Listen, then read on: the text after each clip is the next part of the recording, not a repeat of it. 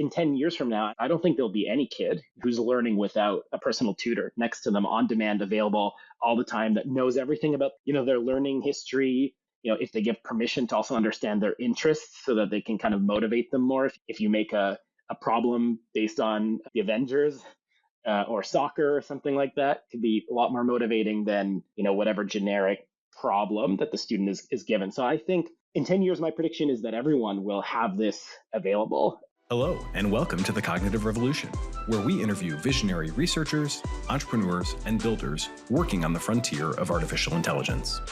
Each week, we'll explore their revolutionary ideas, and together we'll build a picture of how AI technology will transform work, life, and society in the coming years. I'm Nathan Lebenz, joined by my co-host, Eric Torenberg. Hello, and welcome back to the Cognitive Revolution. Today's episode is an extremely positive and fun one. My guest is Shawn Jansepar, Director of Engineering and AI Product Lead at Khan Academy. For years, Khan Academy's mission has been to provide a free, world-class education for anyone, anywhere.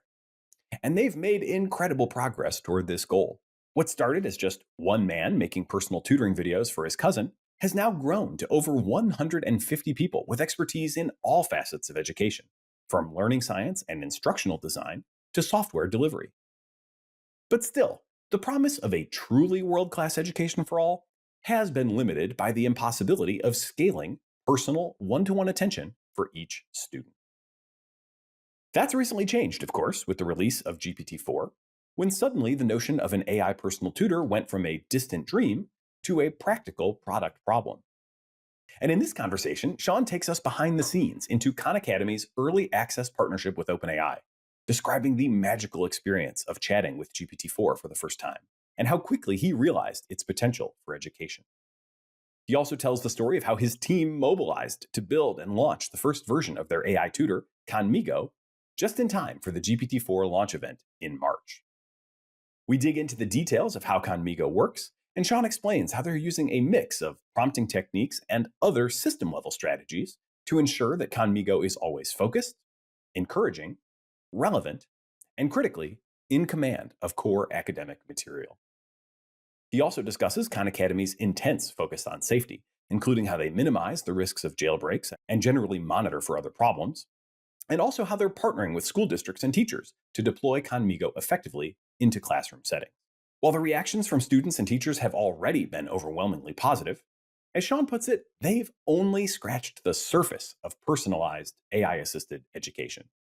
He paints an inspiring picture of a future where Khan Academy's educational expertise and GPT-4's capacity for interactive conversation combine to dramatically accelerate learning for students worldwide. And he envisions just how much this could mean for humanity as a whole. If you're finding value in the show, we would appreciate it if you'd share it with friends and or post a review to Apple Podcasts, Spotify, or YouTube. We've had a few great comments over the last week, including one Apple Podcast reviewer who said that this is a sorely needed show with how quickly AI is coming at us. Incredible value each episode. A YouTube commenter also said, "Of the few dozen AI newsletters, blogs, channels, and podcasts that I consume, this is consistently the best. So glad you are releasing this type of insight for free." And a third said, "These conversations are always so incredible. I'm always looking forward to the next episode. I can't understand why you have so few viewers. I will definitely start sharing you more often." I really appreciate all these comments and especially appreciate you sharing the show with friends. And of course, your feedback is always welcome. You can email us at tcr@turpentine.co or DM me on Twitter, where I am at Lebenz. Now, without further ado, I hope you enjoy this conversation with Shawn Jansepar of Khan Academy. Shawn Jansepar, welcome to the Cognitive Revolution. Thanks for having me. So you are leading AI development and productization at Khan Academy, and the new product is Khanmigo. I am excited to get into all aspects of this. But for starters, because I feel like we are so quickly acclimating to the pace of progress in AI, I wonder if you could just take me back not too long to your GPT-4 story. If I understand correctly, Khan Academy partnered with OpenAI before things were released to the public. And so you were in this kind of small set of people that had this glimpse of the future. I'd love to hear about that. Yeah, is an interesting story. So I think actually it kind of goes all the way back to around October is when I first got access to GPT-4. Basically, what happened was I suddenly in the evening got access to GPT-4 via Slack bot. I just randomly was added to a channel where you could interact with this AI, and an email was sent to just a few folks, key folks at Khan Academy who were given access. And it's like, yep, we're chatting with OpenAI about their new model, GPT-4. I hadn't really played too much with any of the other models that they had available via API or anything, because this is prior to ChatGPT being launched. And I remember getting access to this thing, and the initial impressions were that I'm interacting essentially with like an omnipotent being, like this thing that just knew everything. Obviously, over time, you started to understand the limitations of it, but in the beginning, it was just like, wow, I cannot believe what I have just experienced after talking with it for 30 minutes. And I literally had to go for a walk and walk around the block and just like take it all in, thinking about what this is going to change for the world. And it is going to change a lot for the world. Obviously, it's not quite as like, we don't have AGI yet. I felt like when I initially tried it for the first 30 minutes we had AGI. We don't have AGI, but that's when we got access in around October.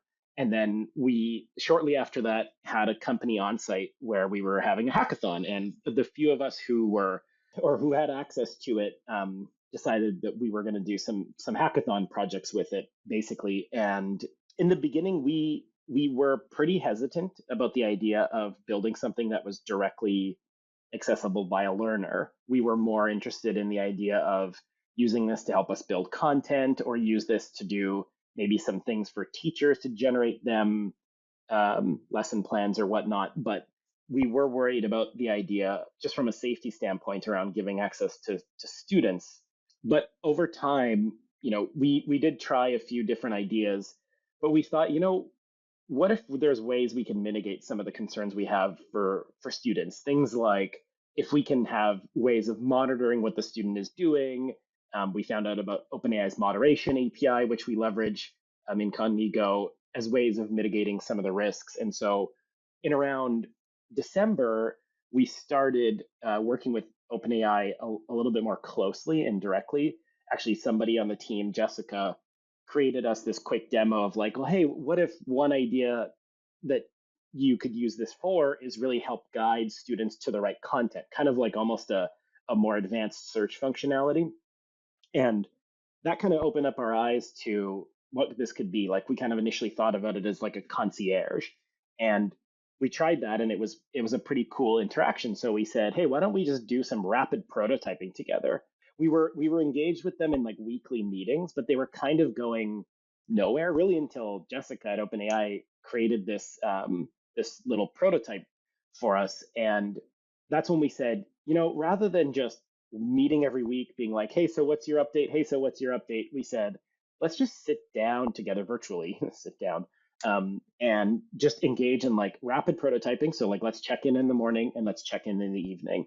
And we decided like, let's actually try to build, what would it feel like to have this large language model available as this guide on the side experience next to you in Khan Academy. And it was very scrappy. We built it with a few members of the team, and initially it just started out as a Chrome extension, and that's how we integrated it into the site. And so, we made it such that the AI had access of the context on any content page of Khan Academy, and being able to just say, I don't really get this, and for it to know what this meant, it felt really magical. And we were like, wow, okay, I think there's something here. And we were a bunch of us were experimenting with it, including a lot of the members of our leadership team.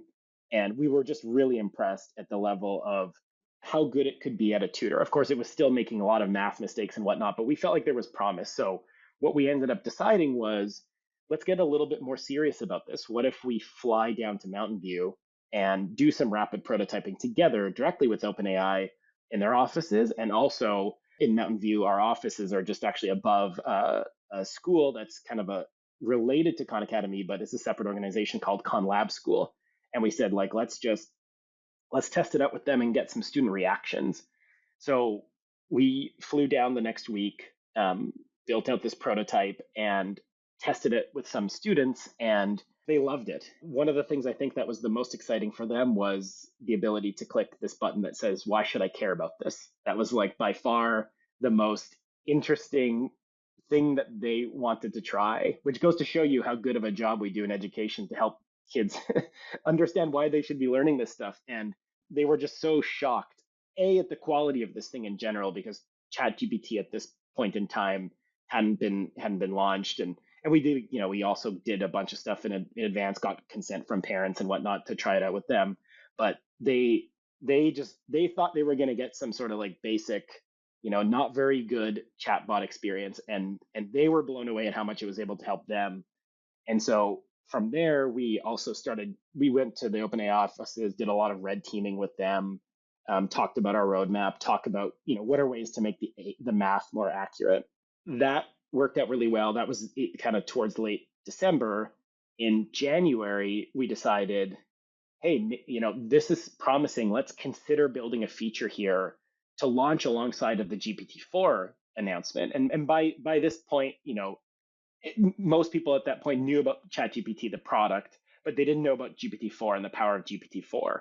And we knew specifically that GPT-4 was much more powerful, especially from the context of being able to kind of like give it very clear directions and it followed those directions. So for instance, the tutoring example, when you tell GPT 3.5 to be more Socratic and not give away the answer, it doesn't follow those instructions very well, whereas GPT-4 does. And that was critical for us because we really wanted to build something that wasn't just going to be something that could help students cheat, but that's something that could really guide them towards the answer and act like as much of a tutor as possible.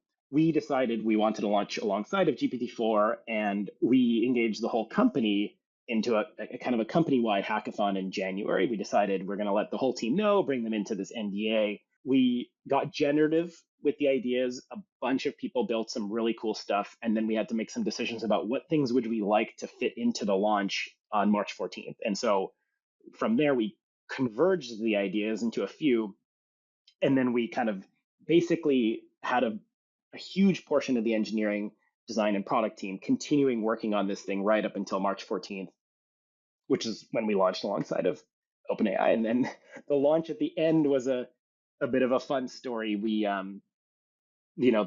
the end of the day, OpenAI only had one model they could release, and they were working with a lot of customers and a lot of partners, not just Khan Academy. And certain customers really liked a certain model that was better at storytelling and whatnot, but maybe not so good at math. But that was the model we weren't interested in, because obviously math is the most important for us. There was a very specific model that they released because they were doing weekly releases of these models. And we were hoping, like, we want the capabilities of this to be the production GPT-4. And we got access to that model pretty late. And once we got access to that model, it was over a weekend, and we got a whole bunch of a few folks on our leadership team, a few of our key engineers and design folks, and we just tested the heck out of it, and it worked really well. Turns out this model kind of ended up having the best of both worlds, which is what they were expecting, but they had kind of a backup model that we weren't as happy with, and we tested that model out, worked really well, and thankfully the launch went really smoothly. So I'll stop there because that's a lot of me talking, but that's kind of what led from like initial trying things out to the launch on March 14th. That's a phenomenal story. Takes me down a little bit of my own, walk down memory lane. I was, also kind of as a customer able to get early access, and then ended up joining the Red Team project that they had just as kind of a community Red Team. My experience was much less, handheld by the organization, which I kind of envy, the opportunity to sit down and work more closely with them. I was very much just kind of trying to figure it out on my own, and didn't know how many other people were also doing it. So in some ways, that was like one of the better things that has happened to me, because it really motivated me to figure out what was going on. But I was also a little nervous, like how many people know that this is out there and what's really happening? As you said, you had to go for a walk. I definitely had a few moments where I was like, man, this thing is a big deal. And nobody, I'm like I don't even know how few people know about it. It was a crazy experience. So speaking of big deal, it's been out now for a handful of months. You've certainly had a chance to kind of calibrate on the model performance, and probably also to start to get grounded in like where the rubber hits the road with this thing, which for you is with students as they're actually learning stuff. Hey, we'll continue our interview in a moment after a word from our sponsors. If you're a startup founder or executive running a growing business, you know that as you scale, your systems break down and the cracks start to show. If this resonates with you, there are 3 numbers you need to know: 36,000, 25, and 1. 36,000. That's the number of businesses which have upgraded to Netsuite by Oracle. Netsuite is the #1 cloud financial system, streamline accounting, financial management, inventory, HR, and more. 25. Netsuite turns 25 this year. That's 25 years of helping businesses do more with less, close their books in days, not weeks, and drive down costs. 1, because your business is one of a kind, so you get a customized solution for all your KPIs in one efficient system with one source of truth. Manage risk, get reliable forecasts, and improve margins. Everything you need all in one place. Right now, download NetSuite's popular KPI checklist, designed to give you consistently excellent performance, absolutely free, at netsuite.com/cognitive. That's netsuite.com/cognitive to get your own KPI checklist. netsuite.com/cognitive. Omneky uses generative AI to enable you to launch hundreds of thousands of ad iterations that actually work, customized across all platforms with a click of a button. I believe in Omneky so much that I invested in it, and I recommend you use it too. Use CogRev to get a 10% discount. It's it's been said for a long time, right, that like the personal AI tutor, it's for far longer than the technology has been able to support it. The personal AI tutor for each kid is going to change everything, and that was a very like hand wavy notion. But now all of a sudden, it really does seem to be either here or like very closely within reach. I'm interested to hear whether you think it's here or in reach. But how big of a deal do you think this is? People talk about the 2 standard deviation effect, which is basically the idea that like if I understand the literature correctly, and if Perplexity is helping me synthesize the literature effectively, basically the most effective thing ever found in education is one-on-one tutoring. Is that kind of the premise, that you're working with as you build these products? And, with a few months now in market, do you still believe that 2 standard deviation effect theory? And where do you think Khanmigo is on that, on that curve?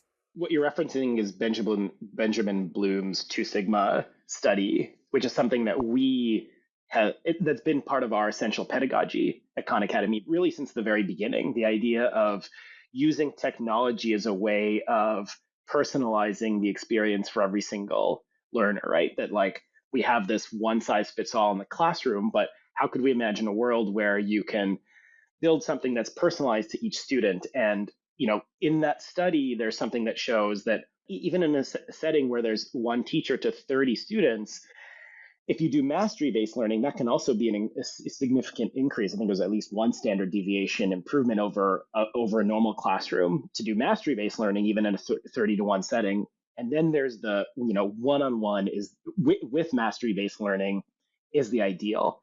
Define for me mastery-based learning. Is that like demonstrating I can do it? It's not moving on to the next concept until you've mastered the previous one.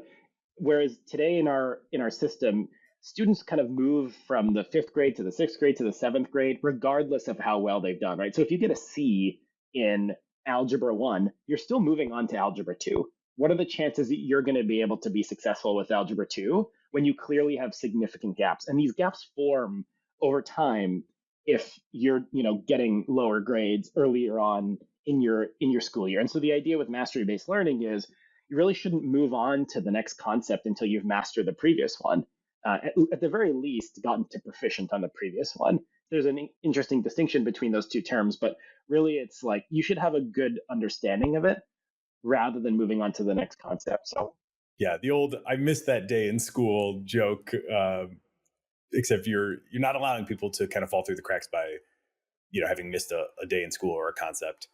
Yeah, exactly. And tons of kids, I remember being in school, you miss a day, you don't catch up, you don't remember what you learned, or, and that's the idea with, I even remember being in university. If you're in a lecture, don't have a great teacher, you daydream, you're tired, whatever, you miss a section, you're confused about the next part of the lecture. Now you can't even listen to the lecture because everything was built on that. And the idea with Khan Academy with videos was you could pause it, you could rewind it, there's no judgment. And so that enables you to kind of do that personalized experience and really just like focus on what it is that you're learning.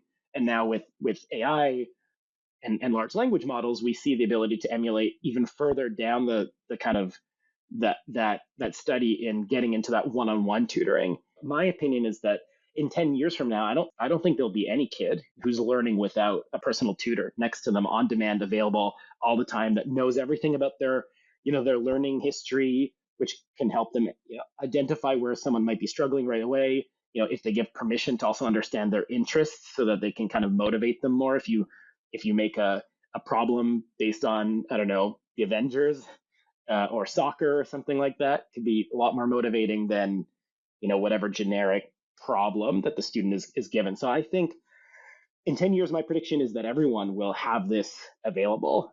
Whether or not it's going to achieve the same results as the study of a human tutor, I think that still remains to be seen. It's interesting because I think that like emulating the tutor, in some ways you don't want to emulate the tutor exactly, because tutors, if you're getting help from a tutor, unless that tutor's built like a long history and a long relationship, like a parent tutoring a kid, that's different. But if you're working with a tutor that you just met, if you're a kid, you're maybe hesitant to share. The tutor doesn't really know what motivates you, doesn't know what you've been struggling with. And so if you're using AI and you have that as a kind of this tutor on the side, since in the early days of you learning, it's going to know everything about what you've been doing up until that point. And if it knows your interests, it's going to be able to be more personal to you. And it's on demand, and it doesn't judge you, right? Not to say that tutors judge you, but everybody's different in the way they teach. At the same time, the difference is that a tutor is still, especially in the more advanced areas of learning, is still going to be better if they're experts in that field. So Khanmigo still sometimes, and obviously powered by GPT-4, so it still makes math mistakes, right? Or if you get into some of the more advanced concepts, it sometimes gets confused. And so I think that is most likely going to get solved. That's a problem that is, getting math perfect is still it's a research problem that is not solved yet in the world of large language models and AI. If we can solve those problems with large language models, and I believe we will be able to, then I could imagine that it could be just as powerful of a really, really great tutor.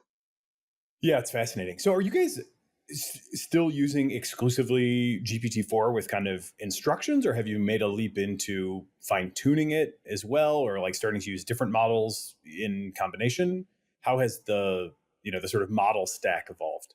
For us, we're a small organization, and I think that if GPT-4 hadn't kind of landed in our lap that allowed us to do something with zero shot and few shot, it would have been a lot harder for us to, I think, have built this, because fine tuning a model or building a model based on your own information, your own data is a pretty huge effort. And so when we tried this with GPT-4, and like I mentioned, such a huge aspect of the success of this is being able to be Socratic, not give you the answer. And so the power of GPT-4 being able to do that was kind of essential for us. Now, in terms of the mix today, it's still vast majority GPT-4. There are certain activities that we've experimented with. So within Khanmigo, there's you can get tutored on the side when you're working on content, like doing a quiz, or reading an article or watching a video. But there's also a collection of activities. Right now we're kind of talking about them they're like a demo disc that you'd get when buying a game console. It's like there's a few of these things that you can try out, like craft a story with the AI, or talk to a historical figure. Like it exists in this user interface that you can imagine over time will get embedded within our content. If you're doing a history lesson and you're reading about Isaac Newton, then maybe directly from there you can ask Isaac Newton a question. But right now it's just kind of confined in this activities area. And so some of those activities are fine with something like GPT 3.5, because it doesn't matter as much whether or not the model can kind of follow very specific instructions, but it's basically a no-go when it comes to doing any of the tutoring activities or doing tutoring within the content to use anything other than GPT-4 so far. I think there's other models that are coming out that are looking promising. Llama 2, we haven't tried that yet, but Those are things that, we want to explore. It's really just the challenge right now is just the opportunity cost of doing that relative to so many other things that we have on the roadmap.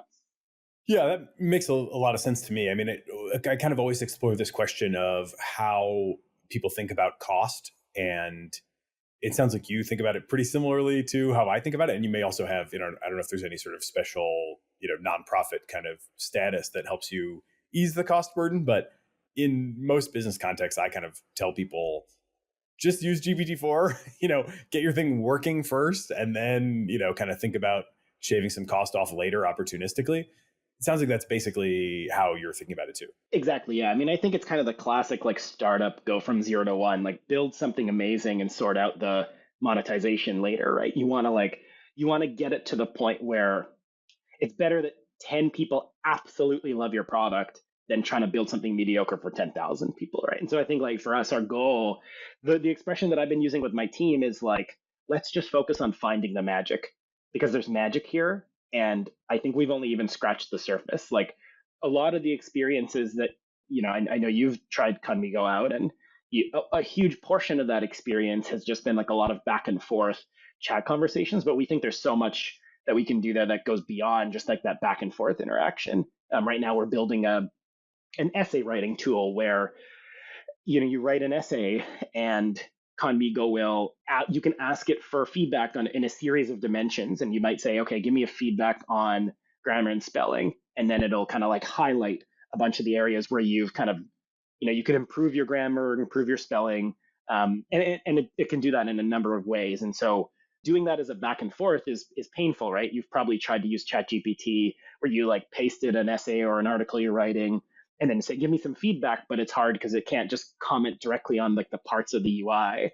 I think the most obvious thing for a lot of people was let's just jump into kind of a chat-based interface. But I think a lot of people are going to start to find ways of integrating this in more unique ways. And I think we're really well positioned to kind of figure that out because I mean, we have a really strong engineering and product organization, but we have amazing learning scientists and content creators too.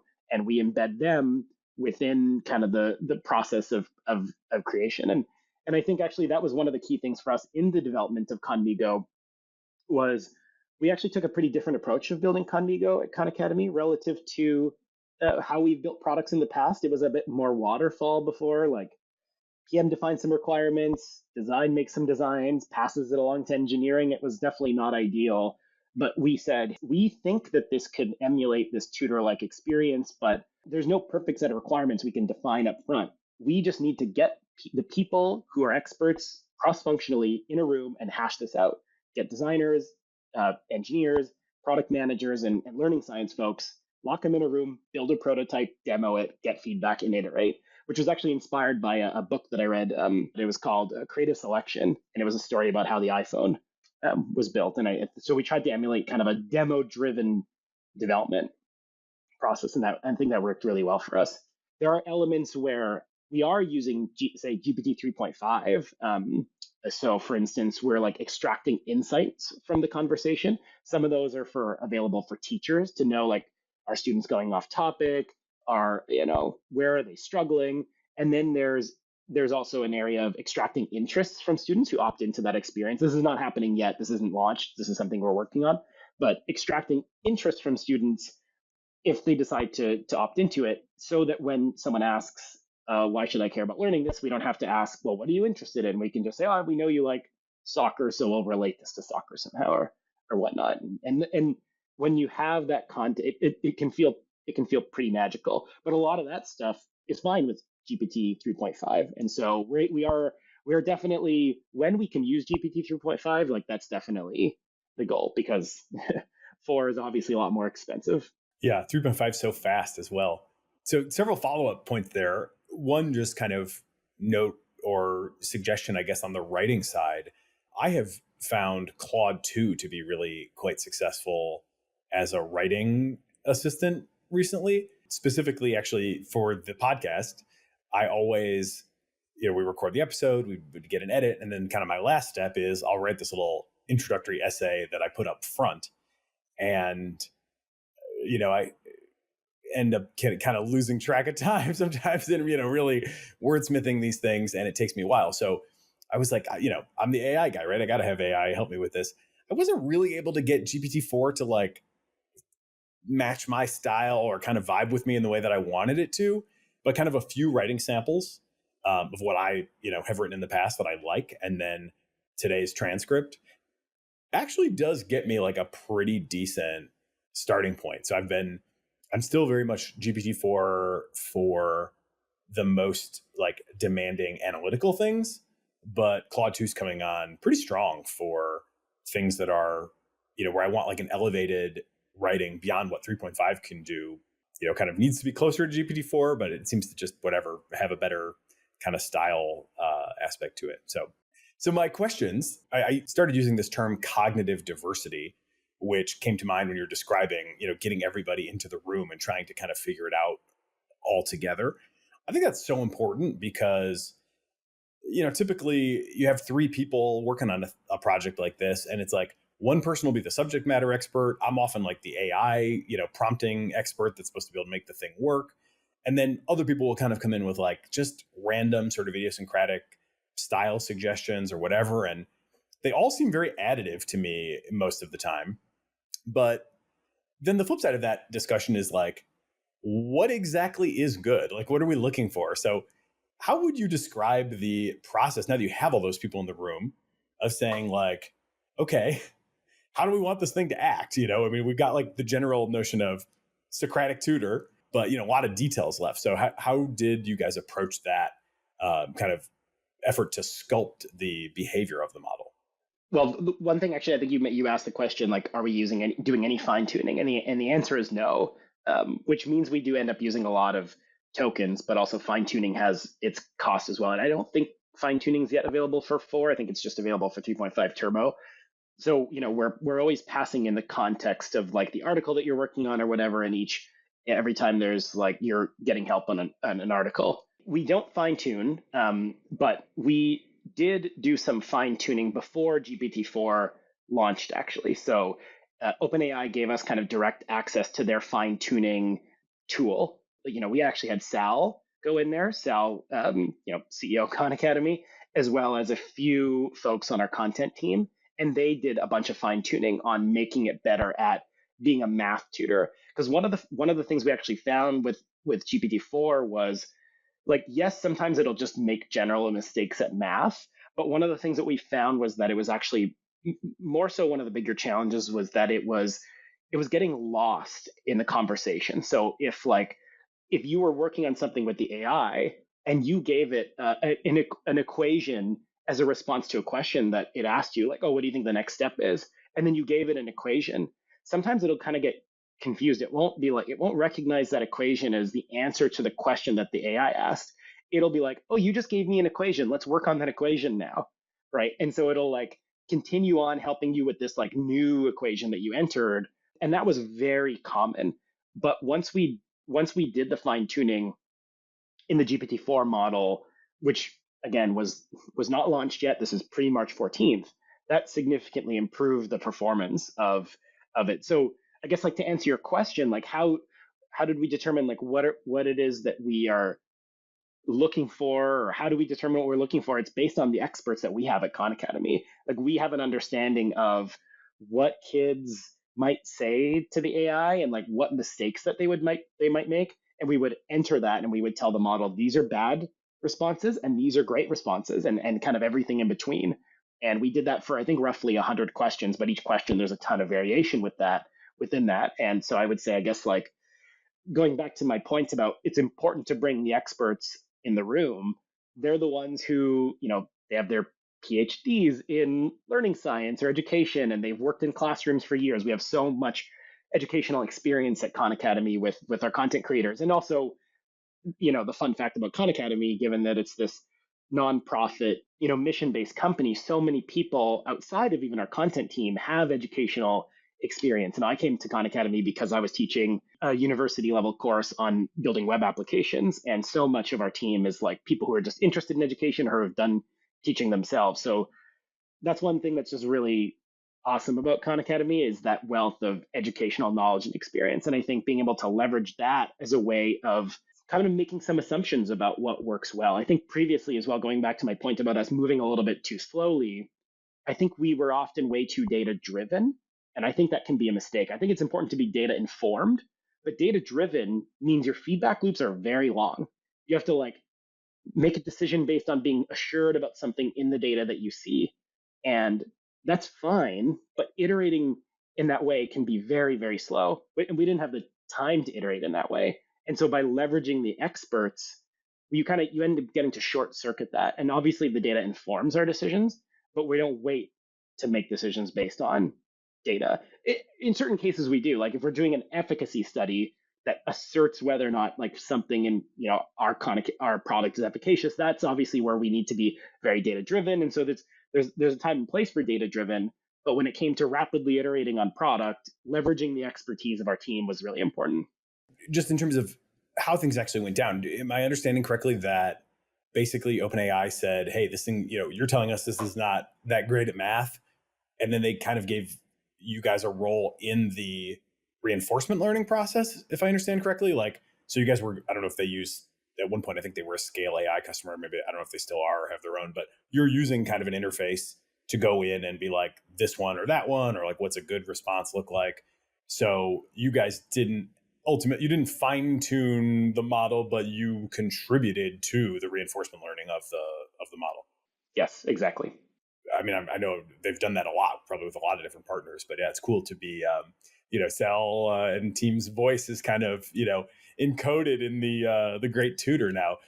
It is. And it makes sense when you think about, like, for instance, like, how is this thing? Sometimes I wonder, it's like, it's so good at writing code, right? It's so good at being logical when it's code, but it's like sometimes just so bad at math. Like, why is that? Well, it can train on, millions and millions of lines of great code in GitHub, is my assumption about where it's getting its data. And then when it comes to math, where's it getting that training data? There isn't a ton of like widely available online data about like the steps a student would take and like what would be a good response and what would be a bad response. So I think that's why it was so important for us to kind of take part in that training process. And just to be clear, I don't think that necessarily made it better at math, like if it was to ever get 2 + 2 wrong or whatever, but it made it better at tutoring you at math. That's the key thing that we trained it on. There's other things that we did to kind of make the math better using kind of like an internal AI thoughts process, chain of thought prompting, and which I could talk about, but that's a bit different. That's not something that we like did to improve the model. That's a technique that we learned about and implemented. That is all really fascinating. The other thing you said that's super interesting to me is being data informed, but not data driven. And I think I might have to steal that, because I find so many examples now where people are, and there was just a real famous one in the last 2 weeks, right? The GPT-4 is getting worse phenomenon, where all of a sudden it's like, oh, this thing, it used to get 25 of these 50 coding problems right, and now it's down to 5. And I looked at that and I was like, this is somebody who needs to read the raw transcripts, because there's no way, that they've let it get that much worse from one release to the other. And like, sure enough, that turned out to be a misunderstanding, I would say. But how do you think about, can you give us a little more color on how you think about striking that balance? Like, is there a practice that you guys have, where, because I think some simple heuristics, I wonder if you have any, could be really useful in a lot of cases, like render no judgment until you read 5, transcripts or something, just these like very basic, making sure you're in touch with these things, because the surface area is so big and mismeasurement is so easy. So how do you guys kind of make that a practice for yourselves? Yeah. And just to be clear, like when I mentioned being data informed, what I mean is like when we're building that initial prototype or getting something in the hands of users, we're not like, we want to be able to develop rapidly, but we're still looking at the data, right? So like we have like a labeling infrastructure where we're going in and trying to label as many of these interactions as possible to get a sense of the performance of this, how much is it actually helping students, how much is it, not helping students. And so data is still really important, but I think that for us, one framework that we started using internally at Khan Academy is this notion of trying to really get crisp on like what are one-way door decisions versus two-way door decisions. So if a decision is something where you can walk through that door, but you can walk out of it easily, then it probably makes more sense to try to move quickly, shorten feedback loops, and leverage intuition, because it's not so consequential that if you make that decision that you can that you're stuck with that decision forever. And that's, with Khanmigo, especially initially early on when we launched it, we didn't know how well is this going to be received. We launched it under kind of this banner called Khan Labs. So this feature set that's experimental. You should only try this if you're willing to be a tester with us on this journey. And even when we're doing it in districts today, that's still the framing. We're working with districts and classrooms that are willing to kind of pilot this technology, because there's still a ton of unknowns. But there's a lot of decisions that are, if you make that decision, you can't walk backwards. So an example of that at Khan Academy would be, before Khanmigo, we were actually doing this big project where we shifted our entire backend from a Python monolith to a series of Go services. And we had to decide which language did we want to use, because Python 2 was being end of life on Google Cloud, and we did not transition early enough. And so we decided we have to shift that whole backend, and we had to make a decision, which language do we want to go with? And that's an important decision. We spent a lot of time crunching the numbers, finding out the best balance between developer productivity and server costs and everything. And so we spent a lot of time being data driven in that decision. But when it comes to decisions that are two-way doors, we actually just recently launched something we call org decision records at Khan Academy. So when we make a big strategic shift, we share a decision record with the entire organization. And one of the org decision records was formally changing how we work. And one of those was introducing this one-way versus two-way door framework, which we didn't invent, by the way. It comes from Amazon, but copy and customize always. I think that all makes a lot of sense. So you can be flexible, you can be intuition driven. You can quit, certainly when you're, prompting, you can kind of revert a prompt change pretty quickly. It sounds like you built a lot of your own stuff to kind of instrument this and whatnot. I don't know if you have any reflections on that, but I kind of went through a similar thing where, for just being a little bit ahead of the curve, we were punished, you and I probably both, with there not being a lot of tools that now exist. If you could go back in time and like bring a couple of tools with you, are there any things that you're like, oh God, I wish I were using that, but we kind of, did this other thing because it didn't exist, when we had to make something happen? yeah, I mean, I think one would just be LangChain as a tool. Like right now, we're going in and rewriting a ton of our code to be able to use LangChain so that we can do things like easily swap in models, or easily be able to do things like get things in a JSON formatted response. So that would be one. Another example might be our labeling infrastructure. We built it initially as a custom Google spreadsheet, and there's a few tools out there that we're transitioning to now that do that at scale, with like a really great user interface and everything. So maybe that would be another one. It's also hard because we were moving so fast, and so we did have this deadline. And like sometimes tech debt is good, right? Sometimes it's okay to incur tech debt in order to make a launch so that you can be first to market. Because the reality is, what happened to us when we got to first to market was there were so many people out there, because OpenAI really only partnered with us as like one of the key organizations for education. A lot of people, when they saw it, they were like, well, why would I even bother entering this space? You already have done a great job with it. You've executed well, and you have the brand and you have the trust. And so it was essential that we did incur a significant amount of tech debt in order to get to that launch, even if it meant in the overall sense that, like, in aggregate, had we made a few decisions around not incurring tech debt, maybe the overall development is shorter, but the launch deadline is later, resulting in a bunch of other competitors in the space joining because we weren't there first to market, and people get excited about GPT-4. And so I don't necessarily think I regret any of the decisions that we made, but over time, there's definitely a lot of things that we're doing where I'm like, this is infrastructure that everyone needs, right? So for instance, we have an interface for prompt engineers, and our prompt engineers are a few like key, there's some engineers, there's some PMs, there's some content folks, but we built a user interface to allow them to make changes really quickly, test them really quickly. Soon we're looking into building regression testing into that so that we can kind of have a bit more confidence and not have to do a ton of manual testing.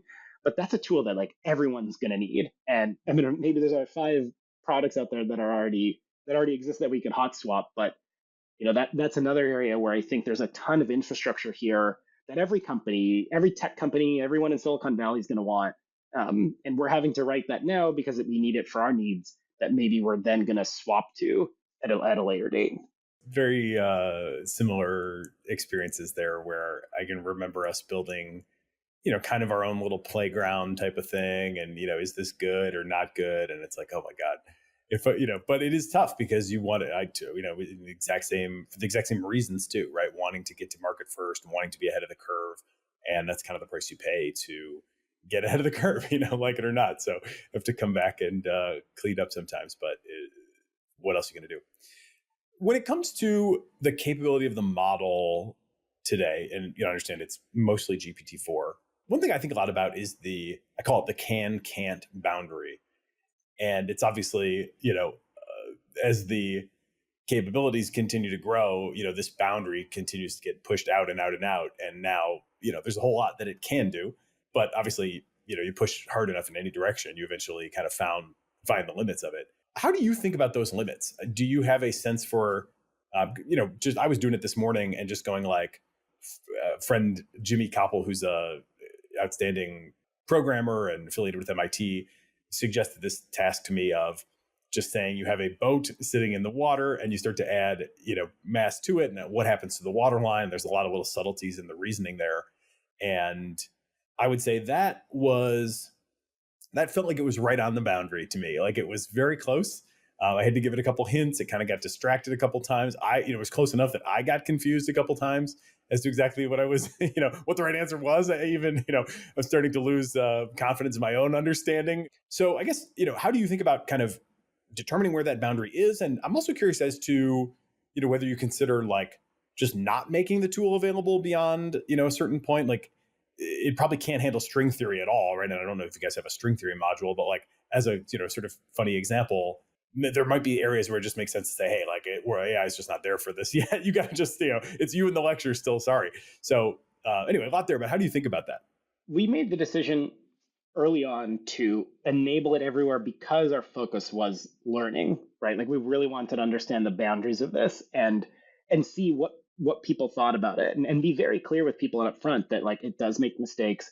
It's not perfect. I think we, in a lot of ways, because we were building especially something for students who either get it access, either you're over 18 and you get it for yourself, or you're a parent who gives it to your child, or you're a teacher who gives it to a student. We were really focused on the safety aspect of it. And so like, one of the things that we really focused on early on in the process was making kind of this like extra moderation layer to prevent the AI from doing things like, going really off topic or talking about inappropriate things, and like alerting teachers when those students were, doing things that they weren't intending with the platform. I think when it comes to things like string theory, we teach up to second year university courses. So I don't think we teach string theory, but maybe we do. But I mean, it would probably be basic intermediate stuff. But I think ultimately we want to put it out there for students and for them to give us feedback on how well is it going. And I think like over time we would iterate, right? I think that's an example of a two-way door decision. If we get a bunch of feedback that like, hey, this is just horrible for string theory, then we can turn it off. And we learned and we iterated, but to kind of close the door from learning, I think it was the right approach for us in the speed we were moving. I think ultimately for us, one of the big things is like, is this harming anyone? How do we reduce that harm as much as possible? And I think for us, it does really well, especially at the lower level concepts for math and whatnot. And I think the older students who are trying it for first year, second year university courses are going to be able to have the understanding of like, oh, this isn't working so well. It's not, causing me to like get worse at my grades. I can give Khan Academy feedback. I know I opted into an experimental feature. How do you think about the special case? This is one that I've also kind of identified as a frontier capability. And I would say, really, in my experience, only GPT-4 does this very much at all. And that is identifying when the user is confused and doing something, being willing to kind of challenge the user's assumption. That can take like, obviously there's a lot of different flavors of confusion. So, people obviously think a lot about hallucination where the model makes something up outright. and that's bad. But in kind of I think it's even subtler and trickier in some ways to figure out when is the user working from some sort of confusion or false premise, and when should I kind of push back on their assumptions. In my testing this morning, it did pretty well at that. I just did a few, balancing chemistry equations sort of exercises and kind of confidently asserted some wrong stuff. And I got the response of like, I see where you're coming from, but that's not quite right. That stuck out to me because I was like, do you really see where I'm coming from? I don't know. But it said it saw where I was coming from, and it did, effectively, avoid getting confused based on my confusion. But I imagine that, I wonder if that or other things are kind of like special scenarios that you guys think a lot about given the teaching purpose. I mean, I would say we thought a lot about it from the sense of, again, kind of doing a good job at being a good tutor. And I would say like one of the key things that probably enables this to be really good and probably even better than ChatGPT, because I think ChatGPT is really just a direct interface to talking to the model.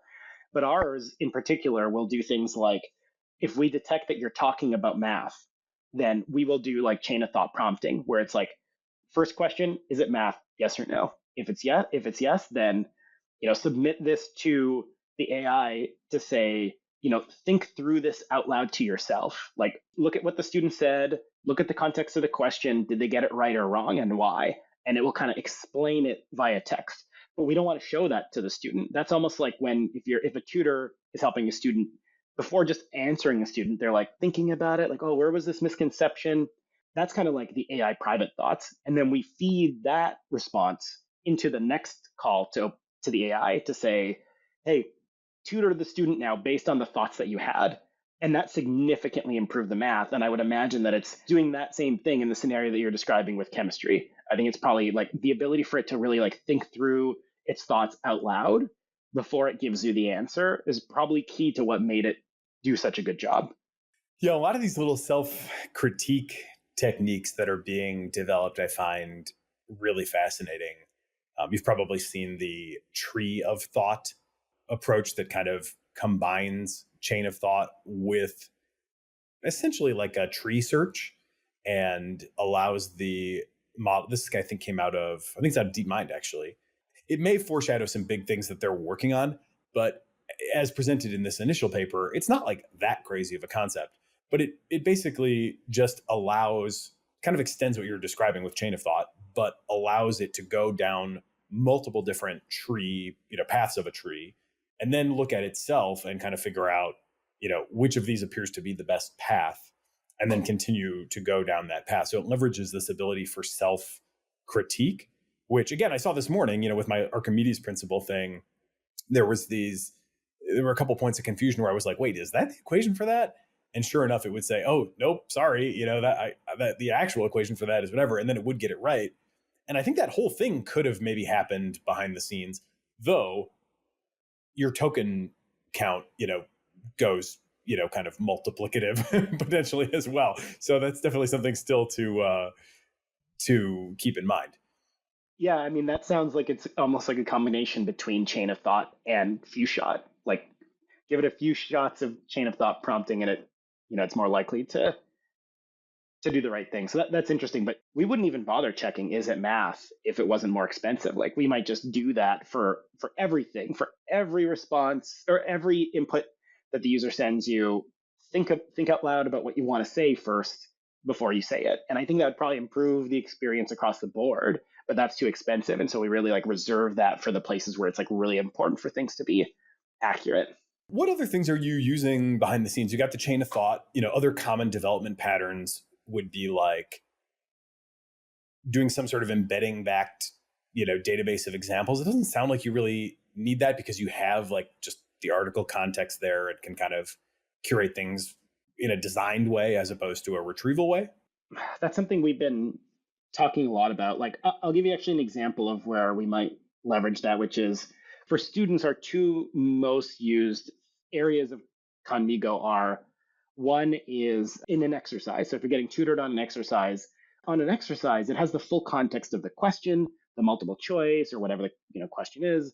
it has the answer, it has hints, it has like the full written hints from our content team. And so that's actually where it does the best job.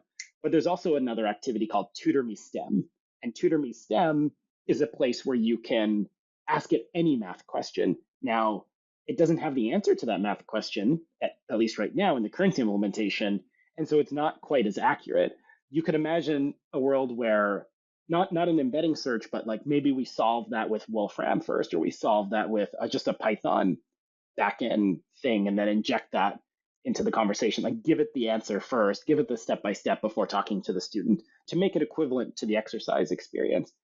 So that's, I think, like an area that we're exploring. In terms of like places where we do use embeddings, one of it is to reduce hallucinations. So we just embarked on this project that we launched recently just called Expand Khanmigo Knowledge Base. So like a lot of people were writing into us saying like, hey, this thing doesn't even know about itself. Like if you ask it what is AI power, and AI power in Khanmigo is this notion of like you have a certain amount of tokens a day. The limit is very high because it's not about, reducing costs. It is, but it's about like making sure no one just abuses it. So there's like a 200,000 token limit.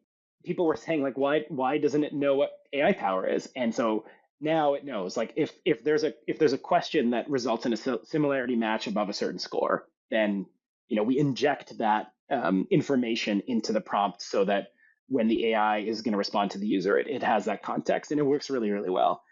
Previously, we were also doing things like every time you sent a message, we would do related links, but sometimes they would just be off. Like you would ask a question about Algebra 2 and it would send you to an MCAT course. And so we want to explore that again, but it just wasn't providing enough value and we kind of ditched it temporarily. But we do try as best as possible if someone's like asking about a link to something that we injected the right link and all that stuff. When I think about what the kind of things that I was doing this morning and really pushing the frontier of like, how hard can these problems be and it can still get it right.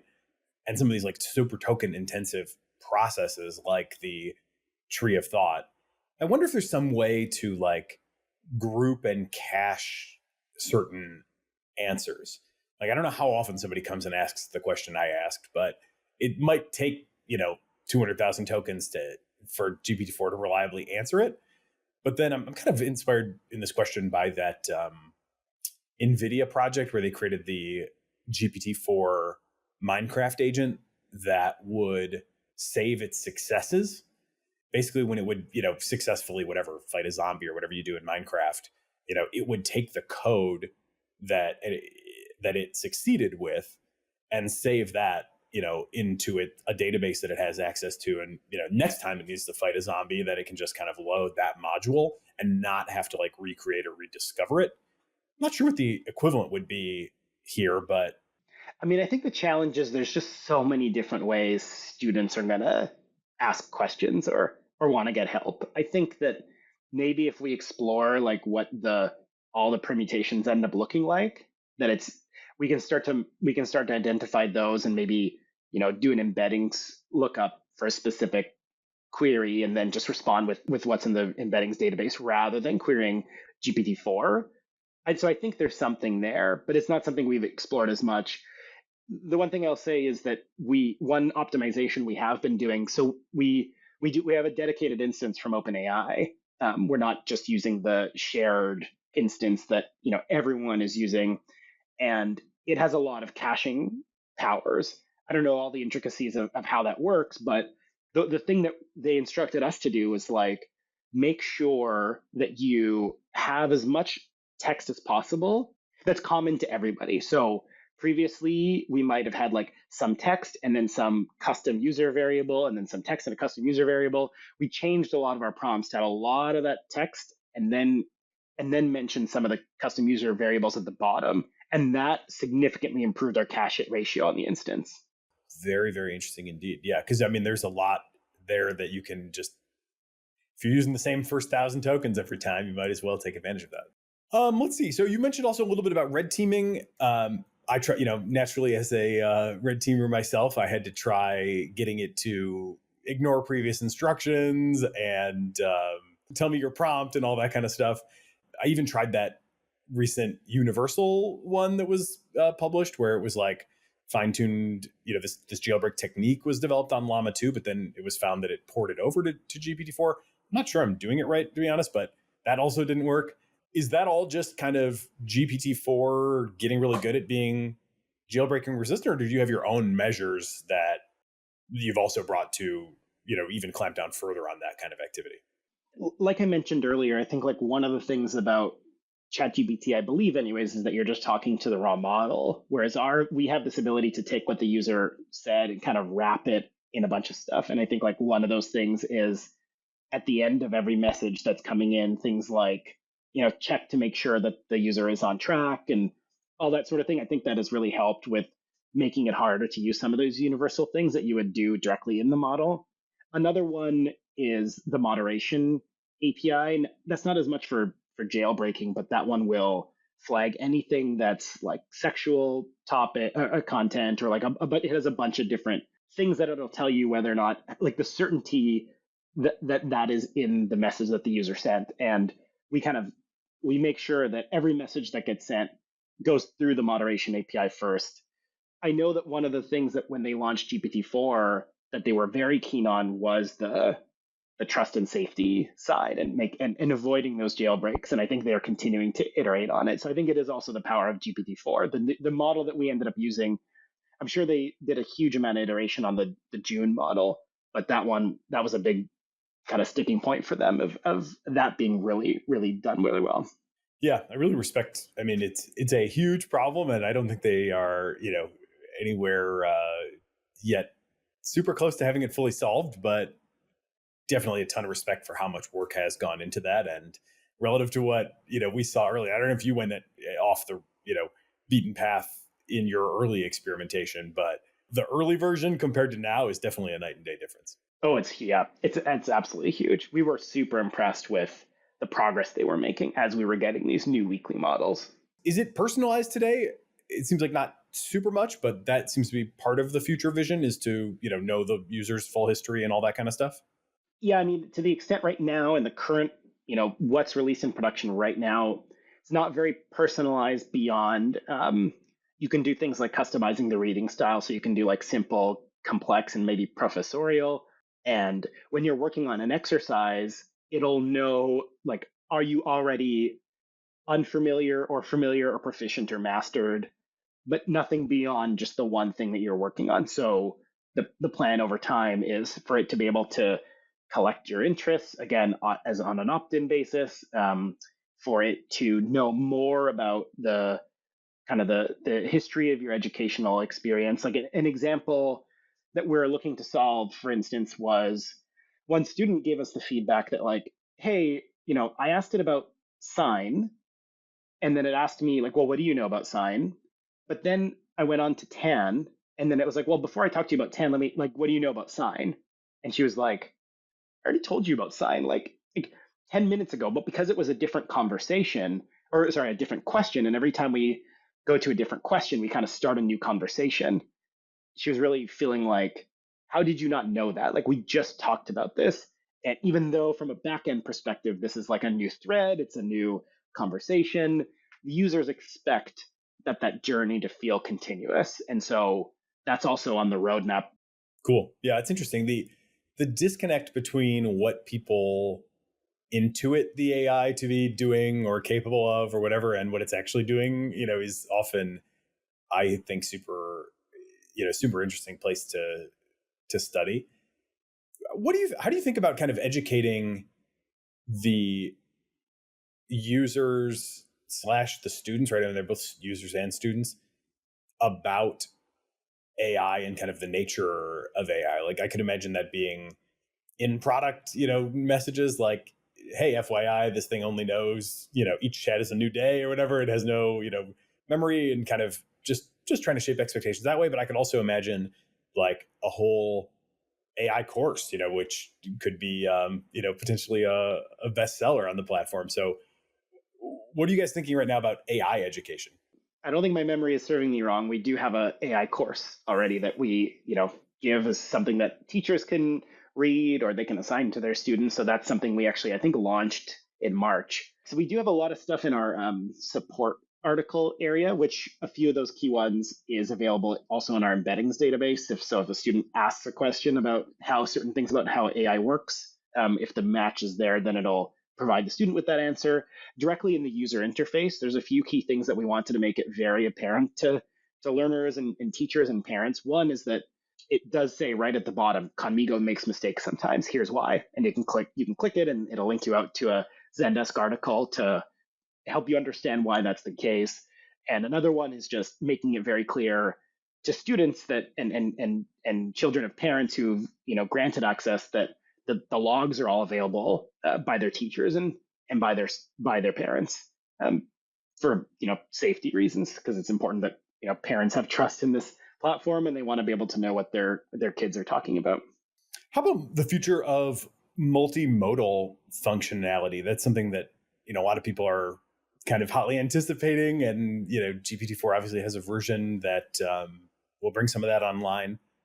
But I also could imagine that your multimodal plans might be quite different than others. Like GPT-4 is going to allow us to understand images, but is that something that you're super excited about, or would you be more like going toward speaking in voice to the user as kind of the next? Because I can imagine that might be really helpful for a lot of folks too, to be able to hear and not merely just read off the screen. So as you get beyond text, what do you think are the most exciting text plus sort of experiences? Yeah, we've been doing experiments with a few things. So one is text to speech is something we've been trying a bunch of different text to speech providers, mainly because ultimately I think one of the biggest issues with, especially going back to the fact that a lot of this is a back and forth conversation, it's reading a lot of text. And even if we tell the AI, write it as simple as possible, right? Like the explain it like I'm 5 kind of notion, it's still a lot of text to read. And there's a lot of learners out there who may be in the 7th grade, but they have a 5th grade or a 2nd grade reading comprehension. And that can make tutoring a really big challenge. So text to speech is really high on our roadmap. We are experimenting with a lot of things, and I think students are going to love it. I think our hope is that we can give students a number of different voices and whatnot to try out and test. And maybe there's even ways they can unlock cool voices as like an engagement mechanic. I'm not sure, but those are all things that we're experimenting with right now. When it comes to, I guess, like the vision side of things, we haven't spent much time there, but it is something we're very interested in. Like the notion of maybe you eventually might have, right now it's not available, say, on our mobile app, but maybe one day Khanmigo is available on our mobile app, and you can open up the mobile app and scan your homework and get step-by-step help through that. Another one is within the user interface, you can actually draw at any point when you're working on an exercise. So if you have a Chromebook with a touch screen, or if you want to just use your mouse, obviously mouse is awkward for doing math equations, but that's a pretty heavily used feature. And we're thinking about the notion of well, what if a student is doing, their math and they're drawing it on the screen and they're about to make a mistake, and the AI maybe could, we haven't thought through this deeply because obviously you want to let students make mistakes sometimes. And I'm not saying we would do this every time, but you can imagine it notices when you're about to make a mistake. Is there ways it can kind of give you hints, especially if you made the same mistake a couple of times or something? Maybe it can intervene and kind of say, hey, I noticed that you've been doing this a few times. Why are you doing that specific step? Can you describe why you're doing that to me? And I think something like that could be really engaging. So those are things that we are super interested in, but there's a lot in our roadmap, and sometimes we have to make tough choices about what to prioritize. What is the state of evaluation of this? You mentioned, kind of toward the top of the conversation that, if we're going to try to do a real assessment and demonstrate efficacy, then we need to be obviously more careful about numbers. It sounds like you might be working on something like that. Do you know how far you are from being able to, put a stake in the ground that you're confident in on the results?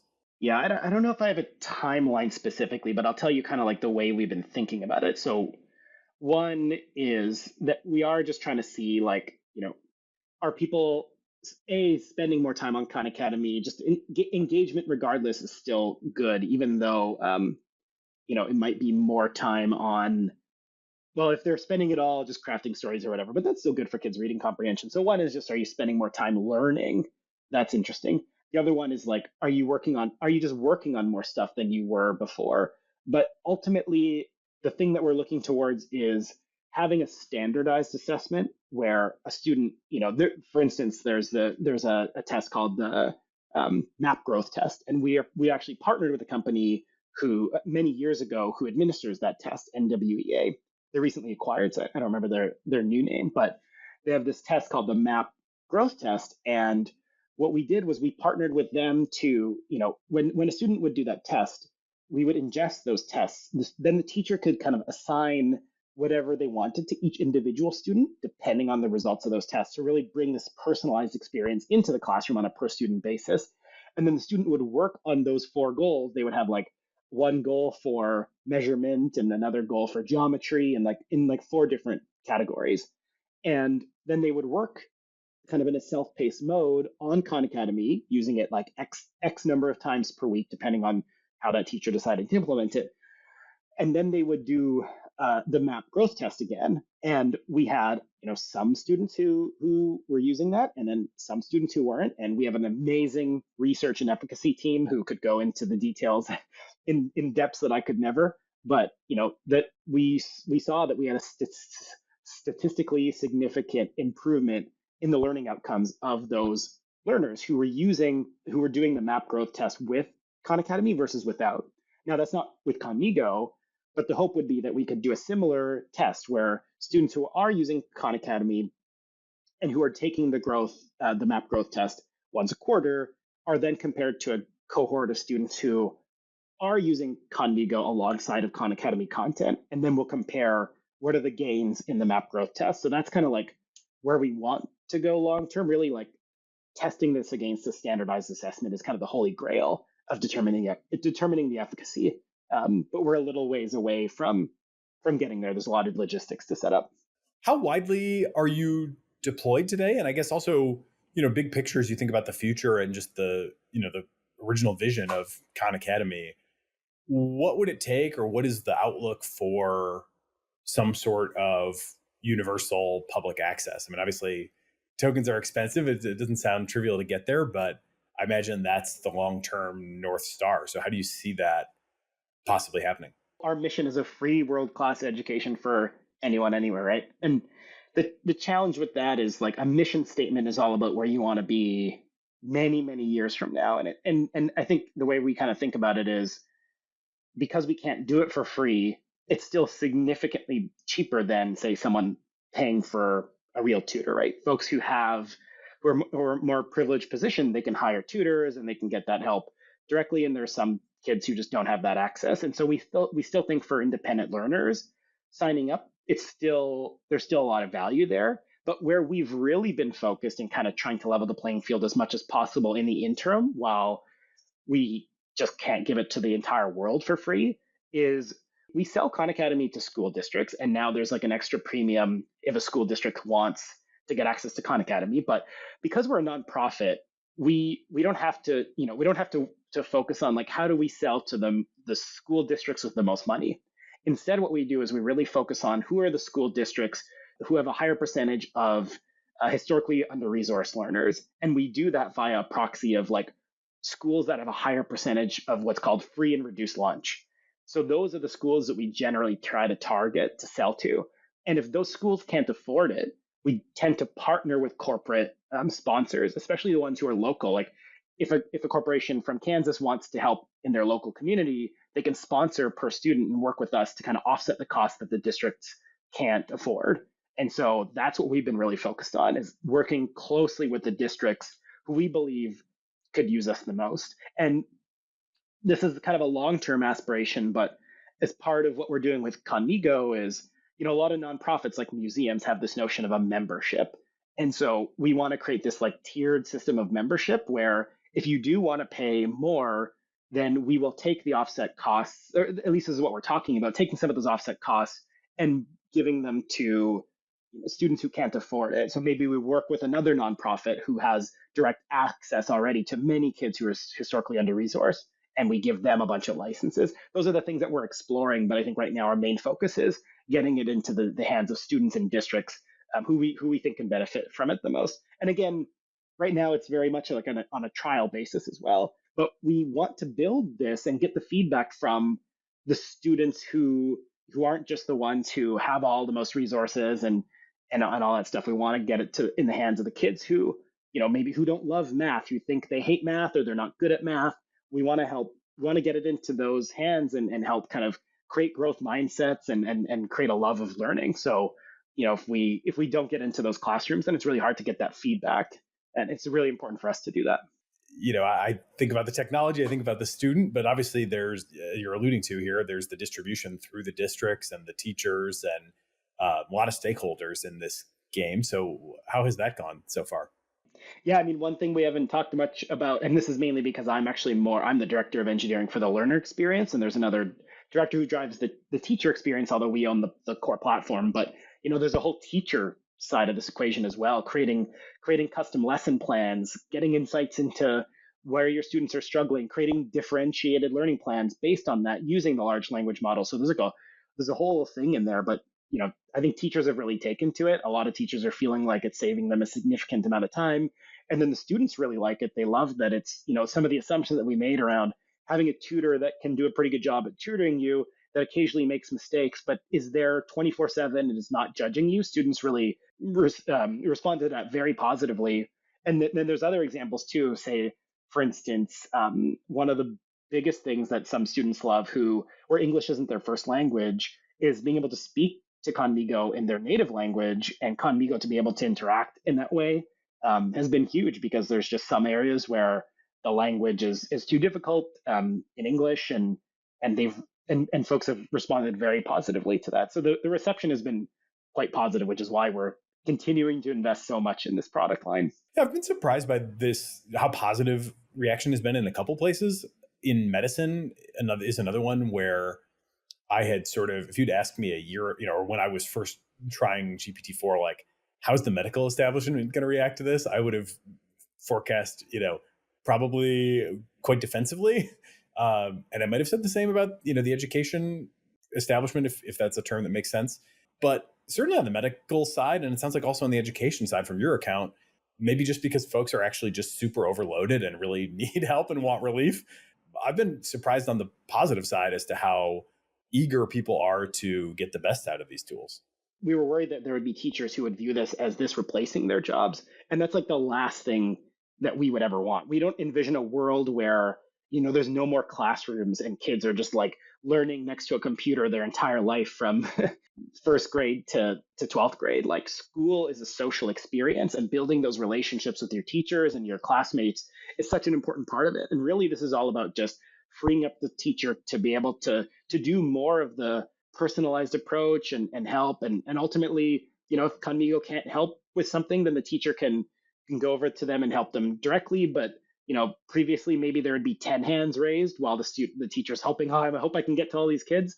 Now maybe there's only 2 hands raised, or the teacher can really work towards building more like project-based experiences rather than having to do like one-on-one help with as many students as possible and struggling. So really, we're trying to just supercharge the classroom and unlock things for teachers in ways that they would never be able to do before. Our intent is not to replace teachers by any stretch of the imagination. Is there like a standard price that is like publicly known? Like, is it a per student per month sort of deal, or how does the business side of it work? It is a per student per month. And again, there's a lot of offset costs with corporate sponsors, or sometimes not just corporate sponsors, but even ourselves discounting it to be able to get it in the hands of users who we think need it the most. Yeah, so I got access with a recurring monthly donation of $9 a month, which I signed up for with my PayPal account. So, that's under half the price of ChatGPT Pro, and presumably that's kind of order of magnitude same deal that you're offering to schools, I imagine. I have one final question. Anything else that we didn't talk about that you wanted to make sure we touched on today? One of the things that we're really excited about potentially doing in the future that's on our eventual roadmap is things like multi-user activity. So right now it's this very like one-on-one thing between a student and an AI, but you can imagine a world where the AI is doing things like differentiated learning and then making a recommendation to a teacher that says like, hey, I'm noticing that these 5 kids are struggling with this concept. these 10 kids are struggling with this other concept and these 2 kids are struggling with this other concept. Would you like to create a breakout? And maybe the teacher just says yes, or they can adjust it. And then there's like this experience where maybe the students are actually grouped, where the same students who are struggling with that concept, they're getting grouped and kind of tutor with the AI, and they can all chat with the AI. Or you can imagine a world where there's engaging classroom mechanics where you're crafting a story one-on-one with the AI, but imagine like within the classroom, the different students are taking turns contributing to the story, and they create this like collective story together, kind of like Mad Libs, but AI style. I don't know. Or an AI facilitating debates and grading between students. I think there's like just a lot of things that we're really excited about when it comes to classroom interactions that go beyond just this like one-on-one experience. And those were just a few examples I gave you. But I think I think we've really only scratched the surface of what we can do with education. Obviously, when a new technology comes out, the initial propensity is just to emulate what is already happening in the real world. But I think there's a lot of magic to discover, and I'm just really looking forward to finding that magic. I think you guys are off to a phenomenal start, and that's a great forward-looking product vision. My final question for you was just going to be, what is the story you tell yourself about the impact that this can ultimately have as it does reach global scale? Like, how do you think it changes the world at large? Yeah, I mean, even the question just gave me goosebumps. It's funny, when I joined Khan Academy, I remember I'd watched a lot of Sal's TED Talks, and as a big part of why I joined, and one of the things he always talked about was how, he believes it's so important that students kind of are able to find their gaps and fill those gaps. And when I joined in 2017, I kind of assumed that the software already did that. And I was surprised that it didn't. Like, you can go and, in a lot of ways, figure out what the gaps are. Like, if you're struggling, you get to work on things at your own time and pace. But the way I kind of see it is finding gaps on Khan Academy when I joined was really like at best O of log n. Like, you could go in the middle. If it was too hard, chop that list in half, go in the middle, chop it in half, or, O of n, but work backwards or something like that. But there was nothing that really like was able to kind of notice where you were struggling, really pinpoint that, and help you with that specific skill so that you could get back to your grade level work and be unblocked and not develop these gaps over time. I think like preventing the Swiss cheese gap for students is just such a huge opportunity. With what we are building with having this AI-based tutor, I just feel like we have the opportunity to dramatically accelerate that at scale. And I think ultimately that's what I'm just so excited about. I think like not everyone has access to a smaller classroom where they can get all that personal help. A lot of students don't have parents who can help them with every subject. And it's kind of like with the way I think about the amazing stuff about Khan Academy was with Sal creating all these videos for all these different subjects. Maybe he's not the best at teaching a specific subject. Maybe there's one person who's the best at teaching that one very specific subject, but we really kind of like leveled the playing field with those videos by saying everyone in the world has access to Sal as the world's teacher. And I think with Khanmigo, we're just taking that one step forward and going back to the whole thing about the potential effect sizes of having one-on-one tutoring. I can't wait to see those efficacy studies because I think they're going to show that this thing can really help students, and I think it can really help change the world. We'll see. Brilliant. Shawn Jansepar, thank you for being part of the cognitive revolution. Thanks, Nathan. It's a pleasure. Omneky uses generative AI to enable you to launch hundreds of thousands of ad iterations that actually work, customized across all platforms with a click of a button. I believe in Omneky so much that I invested in it, and I recommend you use it too. Use CogRev to get a 10% discount.